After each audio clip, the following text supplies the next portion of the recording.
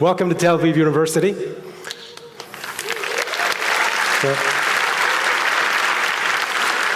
With us today, university supporters, management, faculty, students. We also have guests from Microsoft and other areas of the Israeli high-tech ecosystem. I'm Nadav Cohen, faculty at the School of Computer Science, and it is with great pleasure that I invite on stage 샘알트만 and Sutskever, CEO and Chief Scientist of OpenAI. Good to see you. Good to see you, man. Have a seat. Thank you. So, thanks a lot for being here. I'll greatly appreciate it. Thank you for having us. I think we're going to start with a brief intro of yourselves. Ilya, please emphasize the Israeli roots. Oh, for me to introduce myself? A few. Sure, yeah. I mean, hi everyone. So, indeed, from the ages of 5 to 16, I lived in Jerusalem.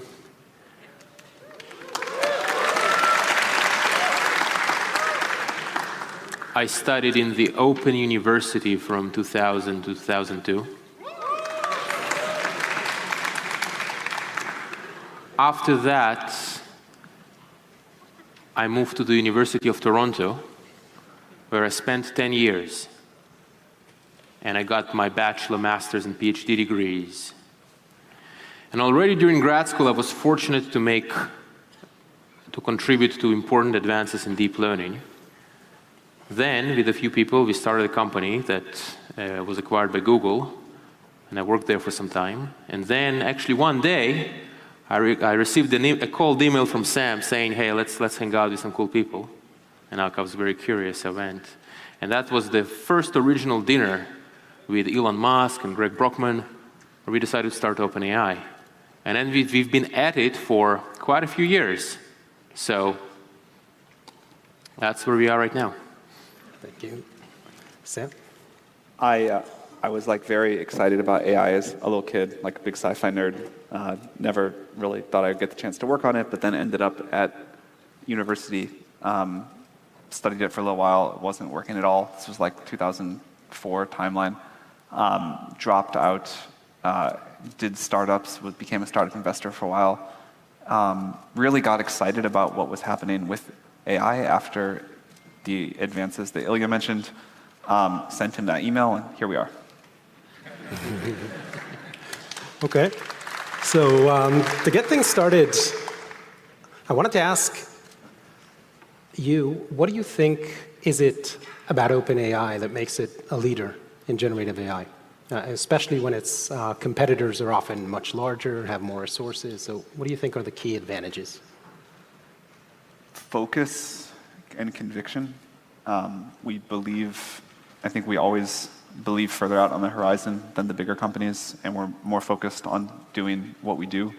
I think we have a lot of talent density, and talent density is super important, I think misunderstood. And then we have a culture of rigor and repeatable innovation, and to have both of those in one culture is difficult and rare. Yeah. I'll add to Sam's, so I can only add a small amount to Sam's answer, which is, test 1, 2, 3. Okay. To add to Sam's answer, I can only add 5% to Sam's answer, which is progress in AI is a game of faith. The more faith you have, the more progress you can make. And so if you have a very, very large amount of faith, you can make the most progress. And it sounds like I'm joking, but I'm not. You have to believe. You have to believe in the idea and to push on it. And the more you believe, the harder you can push. And that's what leads to the progress. Now, it's important that the thing you believe in is correct. But with that caveat, it's all about the belief. Thank you very much.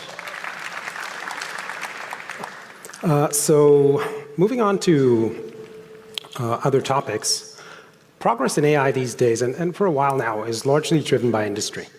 Right, so I was wondering what you feel should be the role of academic research in the field as it evolves. Yeah. No, it is true. It is a very... Things have changed a lot. Academia used to be the place where the most cutting-edge AI research has been happening. Now, not so much, for two reasons. The amount of compute and the engineering. Academia has less compute and generally does not have an engineering culture. And yet, academia can make very dramatic and significant contributions to AI, just not to the most cutting-edge capabilities. The place that academia can contribute to, there are so many mysteries about the neural networks that we are training. We are producing these objects of miraculous and unimaginable complexity. What deep learning is a process of alchemy. We take the raw materials of data plus the energy source of compute and we get this intelligence. But what is it? How does it work? What are its properties? How do we control it? How do we contain it? How do we understand it? How do we measure it? These are unknowns. Even the simple task of measurements. How good is our AI? We can't measure it. It wasn't a problem before because AI wasn't important. But now that AI is important, we are realizing we can't measure it. So that's just off the top of my head some examples of problems which no one can solve. You don't need a giant compute cluster. You don't need a giant engineering team to ask these questions and to make progress on them. And if you do make progress, that will be a dramatic and a significant contribution that everyone will take note immediately. Thank you. So it sounds from your words, and actually relate to that there isn't exactly a balance between the progress in industry and in academia. We would like to see more contributions of those types. So I was wondering, is there anything you think that can be done to improve the situation, especially maybe from your position to somehow support? Or? Yeah, so how can, I would say two things. The first and the most important thing, I think, is the mindset shift. I think that, so I'm a little bit removed from academia these days, but I think there's a bit of a crisis of what are we doing? And one thing that creates a lot of confusion, I claim, is there's a lot of momentum around a very large volume of papers is being written. But the important thing is to think about the most important problems. Just focus on them. The mindset shift on focus on the most important problems. What is it that we can't do? What is it if we don't know? We can't measure those systems. We can understand them. Realize the problem. Once you understand the problem, you start moving towards it. That's where we can help. Like we have an academic access program where academic universities apply to get to get access to our most advanced models. Mm-hmm. They study them, they write papers. We've done it even with GPT-3, even before we've had our first product. Mm-hmm. Many universities have written papers studying their models, their properties, their biases. And I think there'll be, if you have more ideas, by the way, I'd be happy to hear them. Yeah, so we should definitely discuss these things offline further. I need to fit into the time that I have. You mentioned publishing. So it seems to me, as somebody in the field, that some believe, or at least it's a fair argument, that the level of scientific transparency is somewhat in decline with regards to research going on in industry. And while there are players or companies that really promote open source, publishing their models, publishing their code, others do so less, and then some say that includes also OpenAI. So I was wondering, what do you feel about first of all, if you agree with this, and if so, why? What do you believe is the right strategy? Why is OpenAI's strategy the way it is? We do open source some models, and we'll open source more models over time. But I don't think it's the right strategy to open source everything. If the models of today are interesting, they have some usefulness, but they're quite primitive relative to the models we'll create. And I think most people would agree if you make a super powerful AGI that has wonderful upsides, but existential downsides, open source may not be the best answer for that. And so we're trying to figure out the balance. We will open source some things. We will, over time, as we understand models more, be able to open source more. And we have published a lot. I think like a lot of the key ideas that other people are now using to build LLMs were published by OpenAI. And I think from the early GPT papers, scaling laws, some of the RLHF work. But it's a balance that we have to figure out as we go, and we have a lot of different tensions on us to successfully manage there. Yeah. So are you considering models where you maybe publicize things to selected crowds, maybe not open source to the entire world, but to scientists, or is that something you're considering? When we finished training GPT-4, we spent a long time, almost 8 months, working to understand it, to ensure the safety, to figure out how to align it, had external auditors, red teamers, and scientific community engagement. So we do that, and we'll continue to do it. Okay. So I want to talk a little bit about the risks. I know it's a topic that's being discussed a lot before we get to the opportunities. So That's a good just order. a couple of minutes on that, because I agree it's important. So there are probably at least 3 classes of risks that one can imagine. One is economic dislocation, jobs becoming redundant, things like that. Another one could be maybe a powerful weapon in the hands of few. One person, for example, a hacker could do probably something equivalent to thousands of hackers before, if they are able to use these tools. And the last maybe which is to some the most concerning, is a system that it gets out of control. Even the people that triggered it to do something can't stop it. So I was wondering what you feel like is a likely scenario on each of these. Okay, the likely scenario on each of the risks.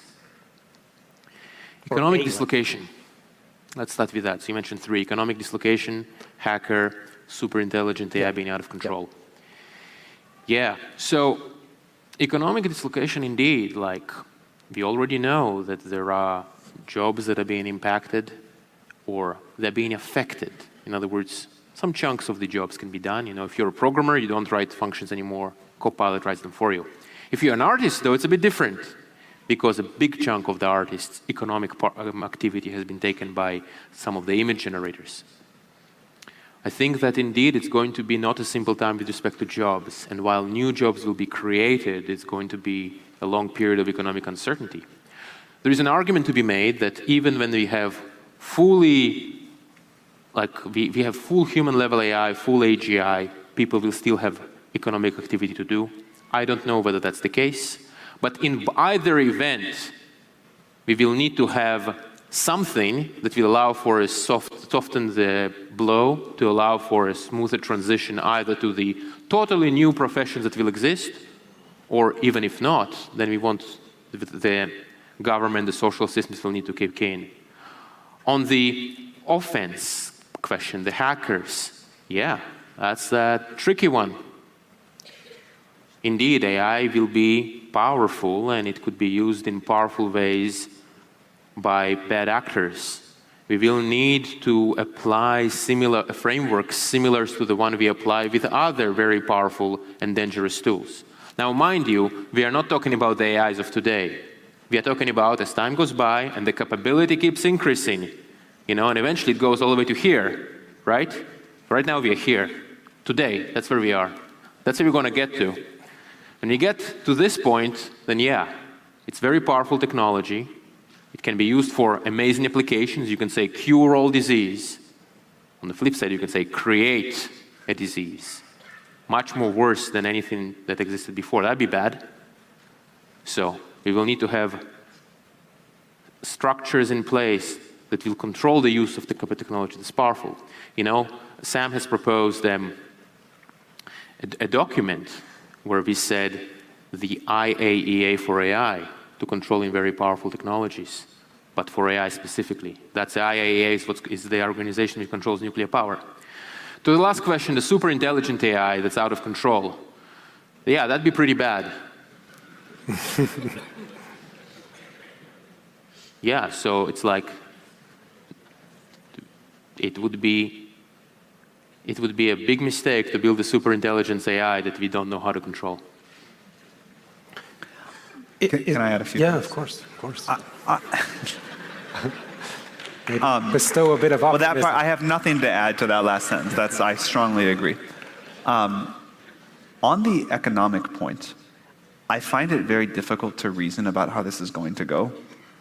I think there's so much surplus demand in the world right now, and these systems are so good at helping with tasks, but for the most part today, not current jobs, that I think in the short term, the picture actually just looks pretty good. It's going to be a lot of dramatic productivity growth, and we're going to find out that if you can make programmers 2 times as productive, there's more than 2 times as much code that the world needs, so it's all good.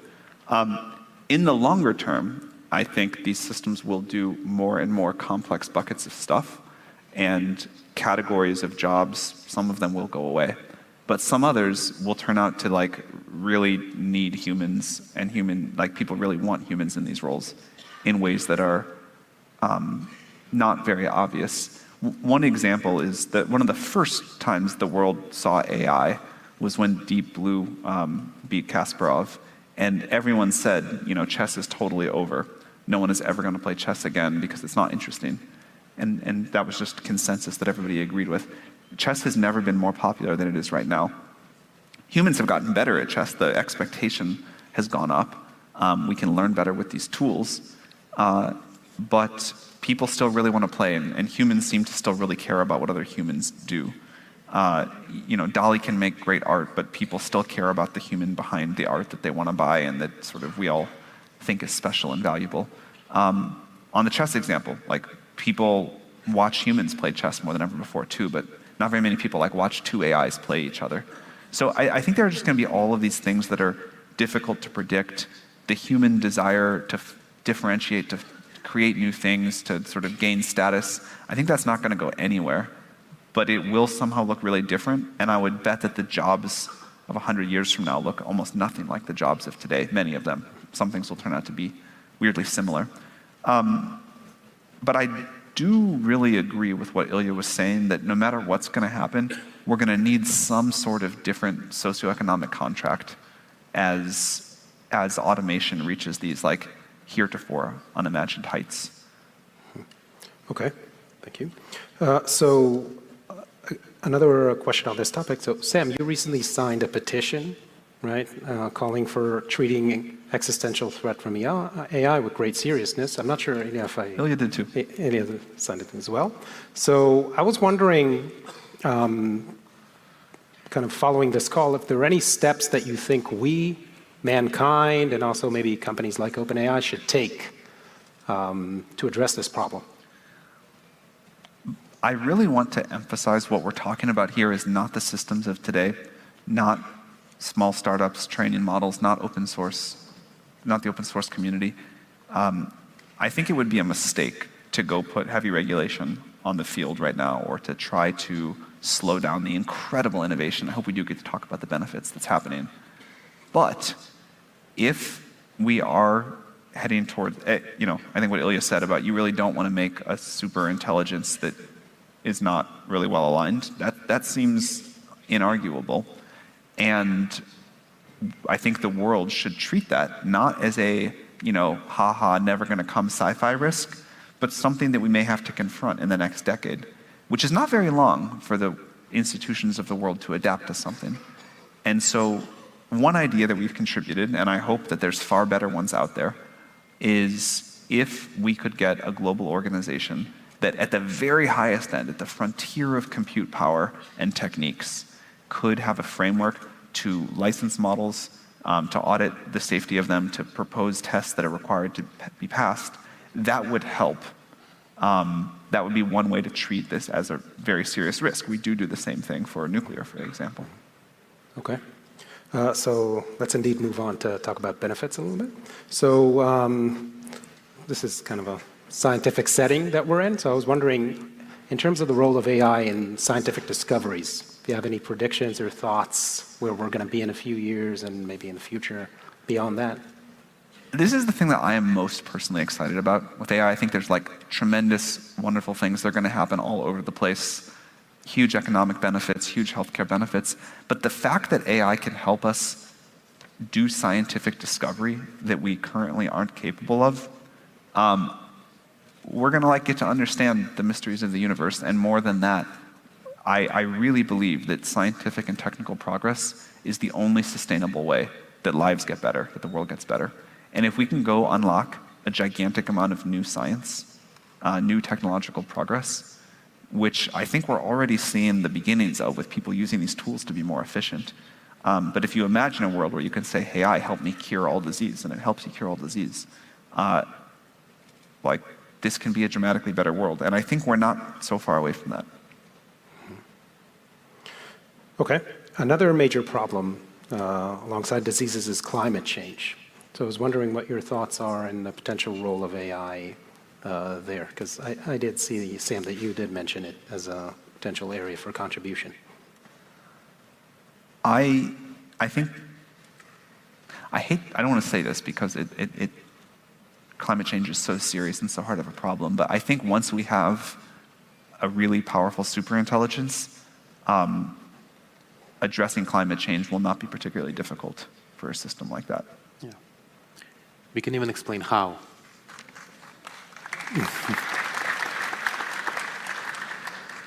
Here's how you solve climate change. You need a very large amount of efficient carbon capture. You need the energy for the carbon capture, you need the technology to build it, and you need to build a lot of it. If you can accelerate the scientific progress, which is something that a powerful AI could do, we could get to a very advanced carbon capture much faster. We could get to a very cheap power much faster. We could get to cheaper manufacturing much faster. Now combine those three: cheap power, cheap manufacturing, advanced carbon capture. Now you build lots of them. And now you sucked out all the excess CO2 from the atmosphere. And this plan today is a little bit difficult. If you have an AI which accelerates science and engineering very dramatically, it becomes very straightforward. And I think this illustrates how big we should dream.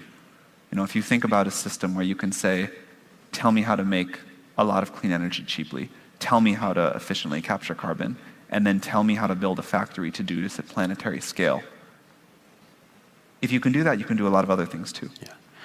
With one addition, that not only you ask it to tell it, you ask it to do it.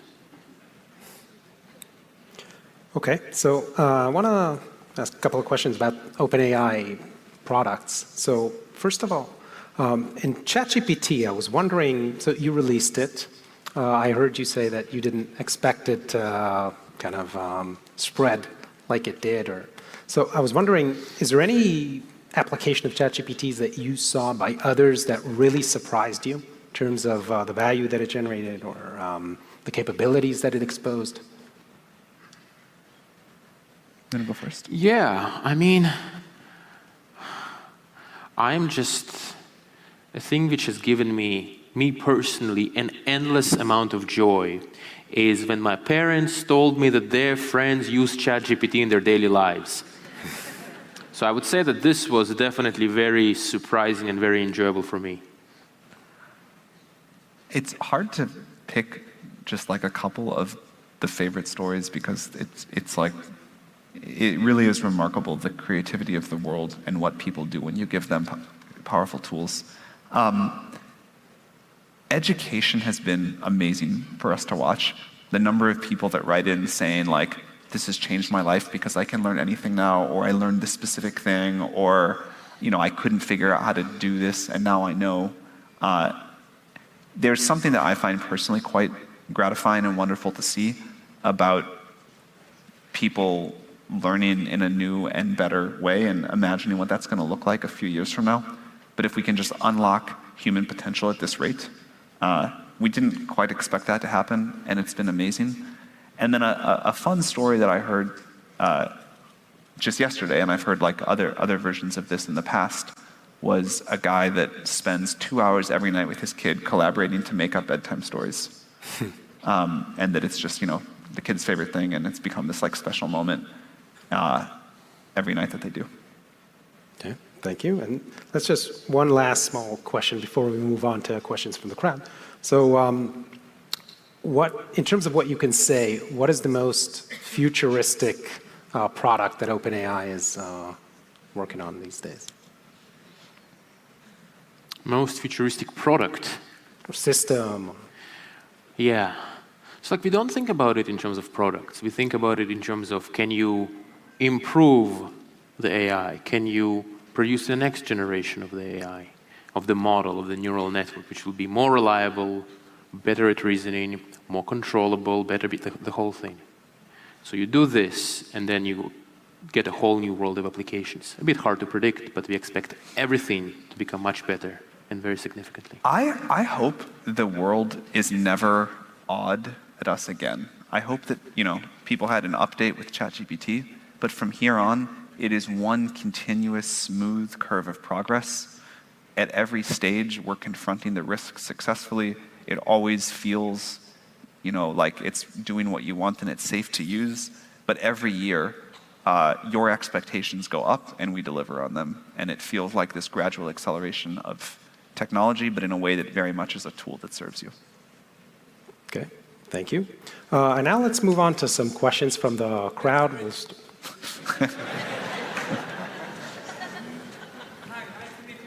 There's going to be a microphone now.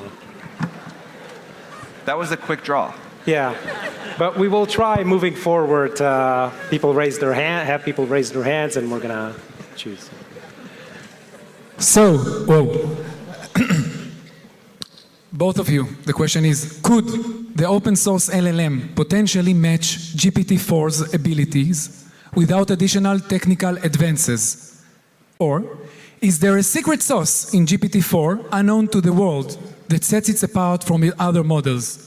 Or am I wasting my time installing stable vicuña, 13 billion plus wizard? Am I wasting my time? Tell me.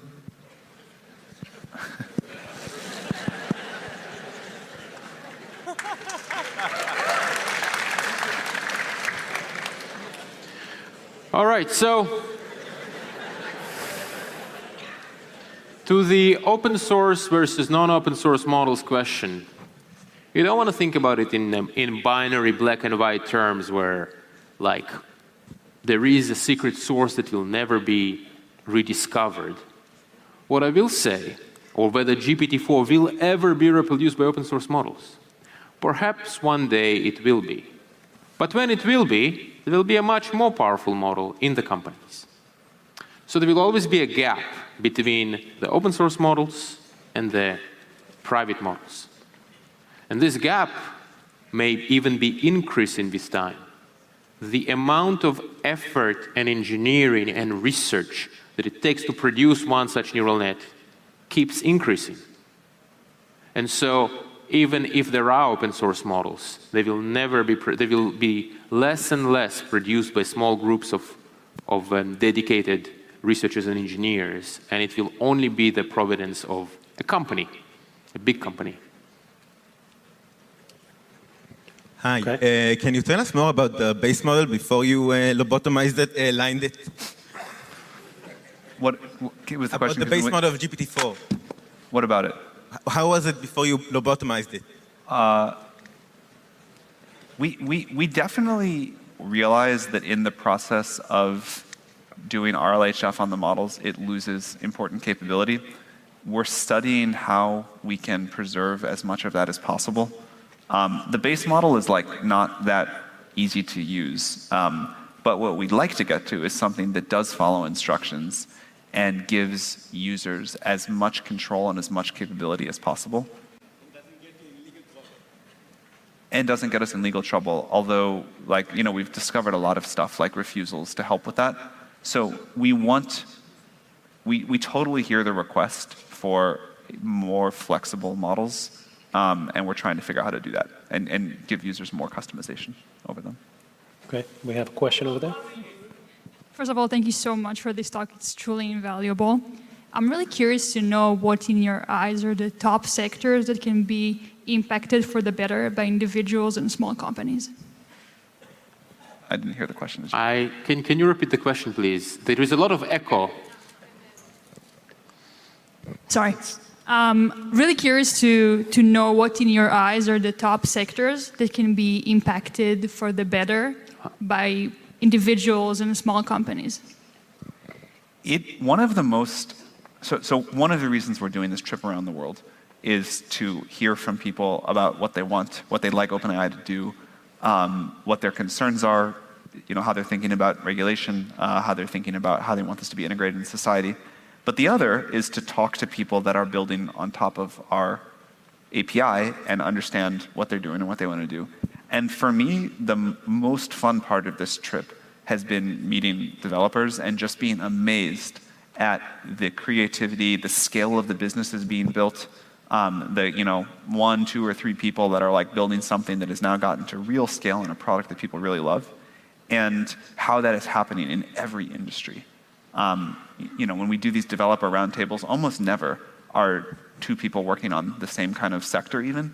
It's the diversity that is the coolest thing. I think any vertical you want to pick, AI is going to impact somehow, and this is probably the most magical period since the launch of the iPhone, at least, for a technological tidal wave to go do incredible things. So I think the most exciting part of this is it's not 1 or 2 sectors. It's just find some place that you're passionate about and go do it. Okay. Let's now, every person ask a question, start with name and affiliation. Okay. Dror Globerman with Keshet Broadcast. First, thank you again for coming here. I appreciate this talk very much. And secondly, if you truly believe that AI imposes a danger to humankind, why keep developing it? Aren't you afraid for your own dear ones and family? And secondly, should regulation will imposed upon you, upon OpenAI and other AI companies, will you obey or behave much like, say, Mark Zuckerberg, who tried to evade every regulation he finds? Thank you. I think it's a super fair and good question. And the most troublesome part of our jobs is that we have to balance this incredible promise in this technology that I think humans really need. And we can talk about why in a second, with confronting these very serious risks. Why to build it? Number one, I do think that when we look back at the standard of living and what we tolerate for people today, it will look even worse than when we look back at how people lived 500 or 1,000 years ago. And we'll say man, can you imagine that people lived in poverty? Can you imagine people suffered from disease? Can you imagine that everyone didn't have a phenomenal education and were able to live their lives however they wanted? It's going to look barbaric. I think everyone in the future is going to have better lives than the best people of today. And again, the upside there is tremendous. So I think there's a moral duty to figure out how to do that. I also think this is unstoppable. This is the progress of technology. It won't work to stop it, and so we have to figure out how to manage the risk. We were formed as a company in large part because of this risk and the need to address it. We have an unusual structure. We have a capped profit. I believe that incentives are superpowers, and if you design the incentives right, you usually get the behavior you want. So, we're gonna all do fine. We're not gonna make any more or less money if we make the numbers go a little further up to the right. We don't have the incentive structure that a company like Facebook had. And I think there were very well-meaning people at Facebook. They were just in an incentive structure that had some challenges. So we tried to take AGI, as Ilya always says, we tried to feel the AGI when we were setting up our company originally, and then we set up our capped profit structure. So how do we balance the need for the money for compute with what we care about is this mission? And one of the things we talked about is what's a structure that would let us warmly embrace regulation that would hurt us the most? And now that the time has come for that, we're out here advocating around the world for regulation that will impact us the most. So of course we'll comply with it. I think it's more easy to get good behavior out of people when they are staring existential risk in the face. And so I think all of the people at the leading edge here, these different companies now feel this, and you will see a different collective response than you saw from the social media companies. I think all the skepticism, all the concern is fair. We wrestle with this every day, and there is not an easy soundbite answer. Hi, my name is Netanel Betzalel. I am a CEO at a small business, and I have to mention that we use GPT for a lot. It helps us a lot. And lastly, I spoke with a VP in Microsoft, and she told me how they decided to listen to AI because all of the A/B testing, the AI was right. And I just wondering, what is the gap between the AI you use?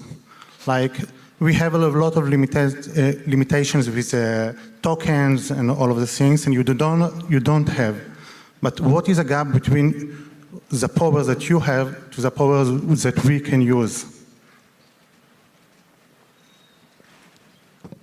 The gap that there is between the models that you use and the models that we use is the question. Well, I mean, right now, GPT-4, you have access to GPT-4, and so do we. Indeed, we are working on the next future model. Maybe I'll describe the gap as follows. As we keep building AIs of increasingly greater capabilities, there will be a larger gap, a longer testing period, a longer period where we will red team, understand the limitations of the models, understand all the way, as many of the ways as possible in which it could be used in ways that we deem unacceptable, and then expand it gradually. So for example, right now, GPT-4 has vision recognition abilities which we have not rolled out yet because the finishing touches weren't quite there, but soon we will. So I think that would be an answer to your question. Hi. Probably not too far in the future. Soon. Hi, I'm David. I'm a data scientist at Classified. I just love to know what are your thoughts about the "We Have No Moats" document that was released lately? The leaked document. The thing that is special about OpenAI, and I think the thing that is so misunderstood by that document, aside from the fact that we have like a gigantic number of users and people that like have formed some sort of relationship with us and our products, is what OpenAI is special about is figuring out what comes next. It is the ability. It is easy to copy something once you know it can be done, and in that sense, sure. It is very hard to go figure out what to do next. And the ideas, the big ideas, the medium-sized ideas, the small ideas, and the careful execution on them that it takes to get from here to superintelligence, that's what our mode is. So sure, like once we go do the next paradigm, everybody will get going trying to copy that too, but we'll already be working on the next one. Hey, Sam, up here. Hello. We're up here. My name is Shai Ben Basat. I'm a YouTuber. I'm also a CEO of a new startup. I have a question regarding superintelligence and the Rocco's basilisk dilemma. Can you kind of elaborate on how ChatGPT and OpenAI stands on that dilemma? So while Rocco's basilisks is something that we are not very concerned about, we are definitely very concerned about superintelligence. And just for context, not everyone in the audience may understand what we mean by superintelligence, right? What do we mean? One day, when it will be possible to build a computer cluster, GPU farm, that is just smarter than any person, that can do science and engineering much, much faster than even a large team of really experienced scientists and engineers. And that is crazy. That is going to be unbelievably, extremely impactful. It could engineer the next version of the system. Like AI building AI. That's just crazy. So our stance is that superintelligence is profound. It can be incredibly, unbelievably positive, but also very dangerous. And this danger needs to be approached with care. This is why we propose the IAEA approach to the very, very advanced cutting-edge systems of the future, the superintelligence. And also, there is a lot of research that we'll need to do to contain the power of the superintelligence, to align them so that their power and their capability will be used to our benefit, to the benefit of people. So that's our stance on superintelligence. It is the ultimate challenge of humanity, superintelligence. If you think about the evolutionary history of humanity, so 4 billion years ago, there was a single cell, some kind of a replicator. Then about a number of billions of years, you had various different single cellular organisms. Then about 1 billion years ago, you had multicellular life. Several 100 million years ago, you had maybe reptiles. 60 million years ago, you had mammals. 10 million years ago, you had primates. 1 million years ago, you had the Homo sapiens. Then 10,000 years, we had the writing. Then we had the farming revolution. Then the industrial revolution, the technological revolution, and now finally the AGI, the superintelligence.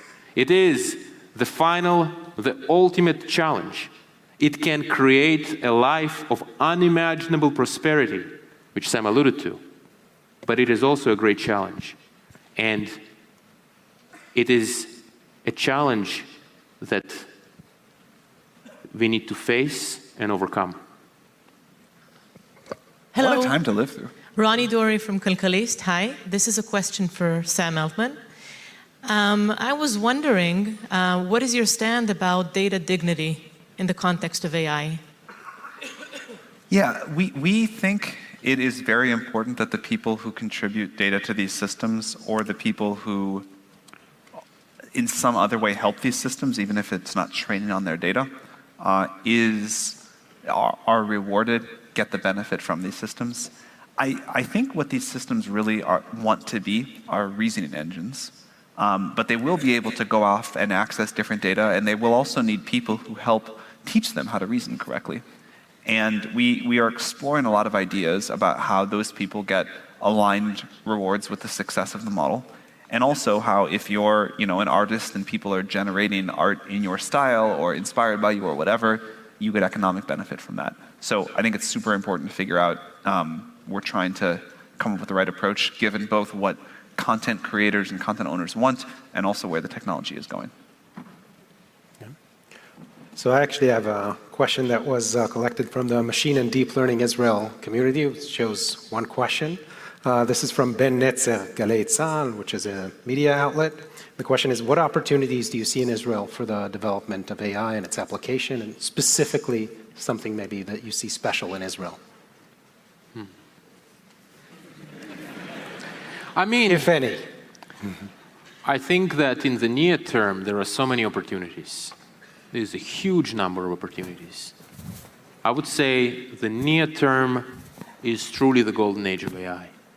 It's like you've got an uncharted territory of an incredible number of positive applications. And what I'll say, just go for it. Just do it. Yeah. So Sam, you worked with Israeli founders, startups, right, in the past? Yeah. The two things that I've observed that are particularly special about Israel, number one is the talent density. We're very focused on talent density, not just like absolute amount of talent. This is a smallish country that punches way above its weight, and it has lots of talented people that you can get clustered into areas. And then the second is just the sort of like relentlessness, drive, ambition level of Israeli entrepreneurs. Again, we had like incredible success in all of the YC efforts we made. But those two things together, I think, ought to lead to incredible prosperity, both in terms of AI research and AI applications. Thank you. Yeah, we can take over there. Hi.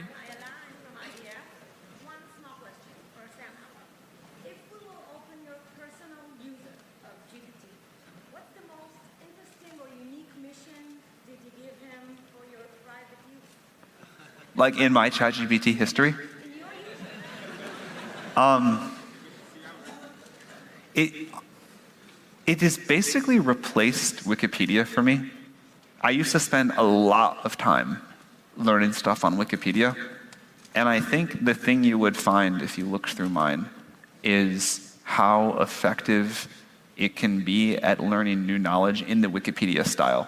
So I don't do like the deep teach me everything about physics that I know some people do, but the like I heard about this thing and I want to learn about it as quickly as possible. You would find a surprisingly effective tool for that. Hi. Hi. Can you hear me? No, we need people with microphones. Hi. I'm up here. Hi, Sam. Hi, we can't see. So my name is Arbel. I'm a volunteer here in Tel Aviv. I'm 18. And I wanted to ask you, what do you look for in new employee in OpenAI. Thank you. Nice meeting you. Drive, taste, collaboration, intelligence, like the ability to contribute, be a good team, like contribute to the output of the entire organization, which could mean come up with the next breakthrough, or it could mean like really be a great engineer to help us build these systems, or it could just mean like be really helpful to other people and contribute that way. Definitely a belief in superintelligence and a feeling the weight of the importance of getting this right in terms of getting the benefits but managing the risks. I don't know what else. Oh. Sounds like a pretty comprehensive answer. All right. Yeah. You should definitely apply. Yeah. Hello. Up here again, in the balcony, to the right. We're just guessing. Yeah. It's dark up there. My name is Alon. I'm the CEO of a company called Benny Goren. It's the leading mathematics. It's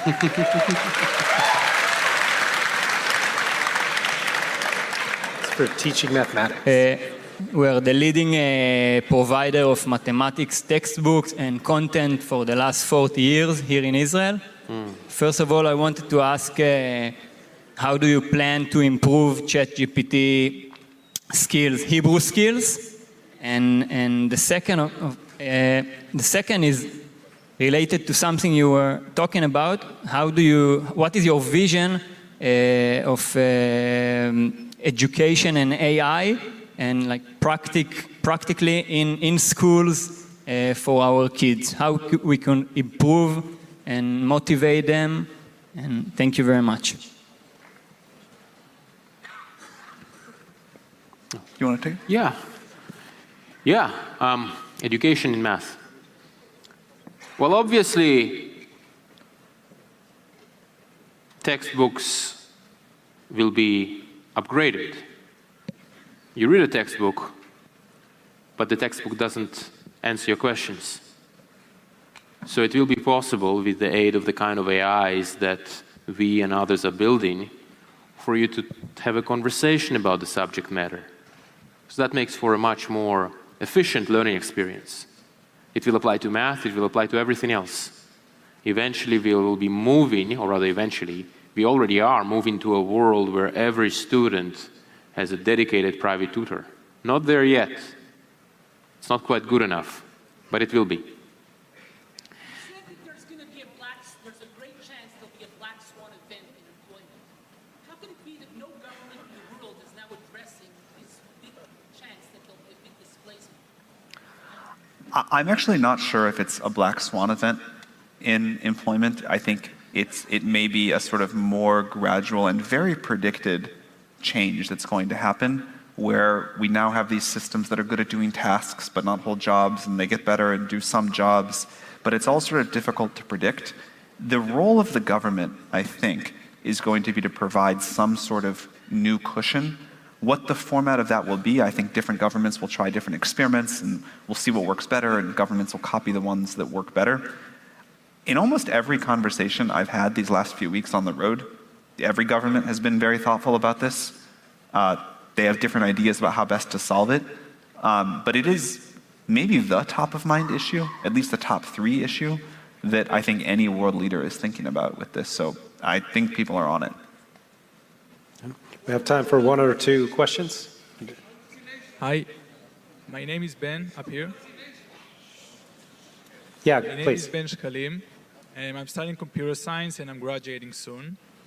So what I wanted to know, why should I learn to still have a job in 10 to 15 years from now? Well, I think learning computer science is good no matter what. I almost never write code anymore, but it was one of the best things that I ever did in terms of like learning how to think, learning how to address problems. So I think it's valuable for its own sake, even if the job of a computer programmer looks very different than it looks today. The main skill, I think, to learn is how to learn fast, how to learn new things, how to give it a sense for what's coming, how to be adaptable, how to be resilient. taste, how to figure out what other people are going to want, how you can be useful.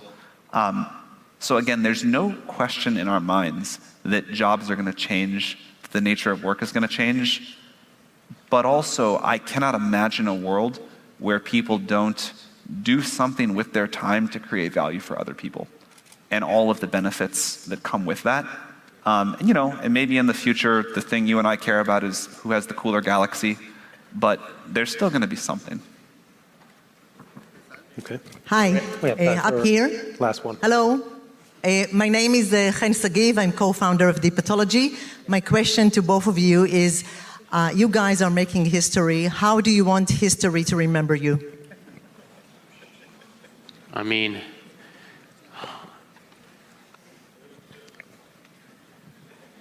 in the best possible way.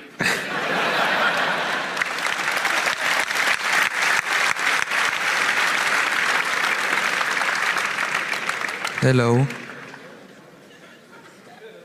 My name is Amir. I am 17 years old entrepreneur, and I want to know what is your tips for first-time startups in these ages. I didn't quite hear the opinion for what? First-time startup. I am 17 years old entrepreneur, and I want. This is the best. This is truly, I think, the best time to start a startup that I have ever seen. This is, I think it's actually better than the iPhone. I think it's maybe the only comparable thing is when the internet launched. If you are a first-time entrepreneur right now, you are the luckiest entrepreneur that has existed in a long time. You have an incredible, new, fast-moving technological wave, and those are when startups win. Those are when the incumbents screw up and get displaced. The ground is shaking right now. That's what you want as a startup. And things are possible that most people can't quite imagine. And the opportunity to build value with a new approach doesn't come along very often. And this is the big one. So like every entrepreneur is a summer child right now. And it's a super cool time. Hello. Doing what? Oh, well, I totally disagree with that. Like people are going to build all of the stuff on top of us. Like, yes, if you're trying to like come for ChatGPT, you have had a failure of imagination and probably you will not make something better than like the pure version of ChatGPT. But the size of the universe of possibilities right now, just the companies that we've met with on this trip, is unbelievable. There's so much to go after that if you're somehow like worried about us being the incumbent, I think you're really not thinking about the problem correctly. Sam here. This is going to be the very, very last question. Here upstairs, here on the balcony. See, sorry. Yeah. Go ahead. Sam, I'm Rinat. I'm a data scientist here in the university. And my question is about your future plans and the WorldCoin project, the ORB system. I'm an investor and I kind of like helped put the company together, but I'm not involved day to day at all. I think it's very exciting. I think experimenting with new ways to differentiate between like to prove humanity in a privacy preserving way and to think about things like global UBI and ways to fairly democratize access is a super great area to explore, but I'm not close enough to the company to like meaningfully comment on the plans. Okay, so Thank you. Sam Altman and Ilya Sutskever, CEO and Chief Scientist of OpenAI, thank you very much for being with us. Thank you. Thanks a lot. Thank you very much.